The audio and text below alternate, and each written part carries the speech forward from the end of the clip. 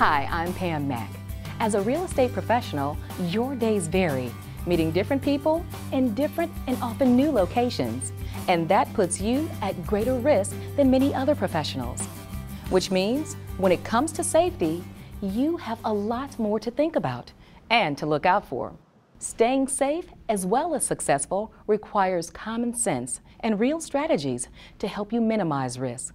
So, for the next few minutes, I'll provide some practical tips that, coupled with your own good instincts, will help keep you, your family, and your clients safe every day.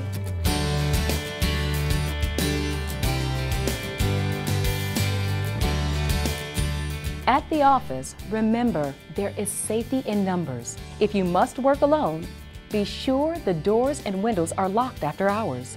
If you're working alone, keep a radio playing a talk show, which is likely to make an intruder think there are several people on the premises. Always keep your windows and counters clear so anyone can see what's happening inside. This will help the police and hinder a potential thief. Be sure you have your mobile phone nearby. Keeping it clipped to your clothing is best of all. Consider getting a personal alarm you can trigger if something unexpected should happen. Also, check to see if your office has smoke and carbon monoxide detectors, plus a door alarm system. And if it doesn't, mention it to your office manager. Also, ask if the building has been inspected recently for fire hazards.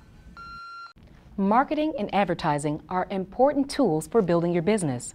When preparing materials such as business cards, flyers, and ads, keep your materials polished and professional. Limit personal details and use a business address, phone number, and email address or website. Also, be careful of information you post and allow others to see on your social media accounts. Remember, this information is a virtual representation of you and your business.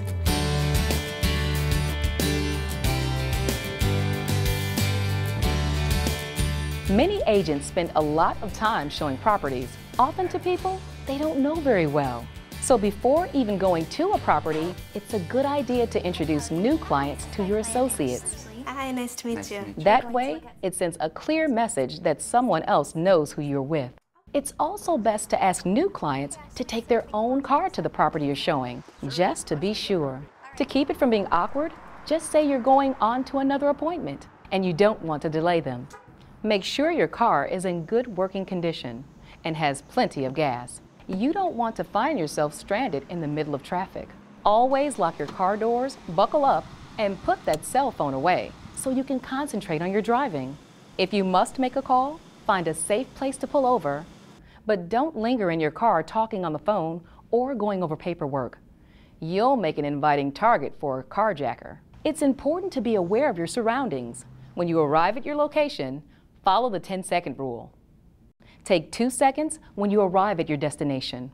Are you parked in a well-lit, visible location? Can you be blocked in the driveway by a prospect's vehicle? Take 2 seconds after you step out of your car. Are there any suspicious people around? Do you know exactly where you're going? Take 2 seconds as you walk towards your destination. Are people coming and going, or is the area unusually quiet? Do you observe any obstacles or hiding places in the parking lot or along the street? Is anyone loitering in the area? Take 2 seconds at the door. Do you have an uneasy feeling as you're walking in? Is someone following you in? Take 2 seconds as you enter your destination. Does anything seem out of place? Is anyone present who shouldn't be there or who isn't expected? Taking in your surroundings lets you spot and avoid danger, so make it a part of your daily routine. Be careful showing unoccupied or vacant properties because you might be surprised by a slippery floor, a pet that doesn't like strangers, or unauthorized residents. Have a flashlight with you for dark staircases and keep your cell phone handy in case you need to dial 911.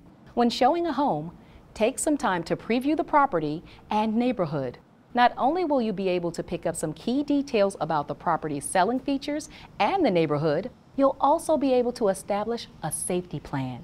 When entering and touring the property, it's best to let the client precede you. Give them directions and be sure you know how to make a quick exit should you be threatened. When preparing for an open house, visit the local police and fire stations. Leave your card and let them know where you'll be and during what hours. That way, 2 emergency teams will know where you are and when.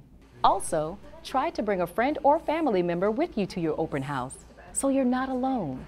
If that's not practical, at least introduce yourself to the neighbors and keep your cell phone nearby and turned on.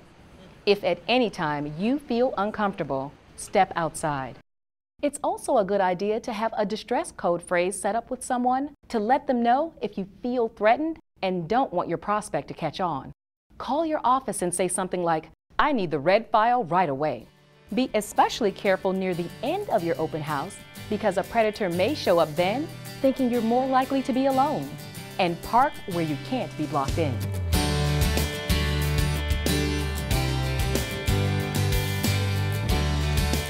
Be sure your home is equipped with smoke and carbon monoxide detectors and full 1-inch deadbolt locks on all entry doors. Glass doors should have a double-cylinder lock that requires a key from both sides. If you have sliding glass doors, put a wooden rod in the track so it can't be opened from the outside. And consider replacing the glass with shatterproof material. Make sure your porches, entrances, and yards are well lit. Never hide keys in mailboxes, planters, or under the doormat. Consider installing a home alarm system and make sure you have a panic button feature you can access in the room you use as an office. Keep a charged mobile phone with you at all times and program emergency numbers as speed dials on both your home phone and your cell phone. Identity theft has become a growing problem for everyone, so take steps to protect all financial information, yours and your clients. Be sure your computer is password protected and has firewall and antivirus protection. Download software only from reliable sources and use passwords with at least 8 characters, including both letters and numbers. And be sure to back up your important files on an external hard drive. If your state allows, have fraud monitoring placed on your credit report. Any of the major reporting companies can do this, which lets companies know they must contact you before opening any new accounts in your name.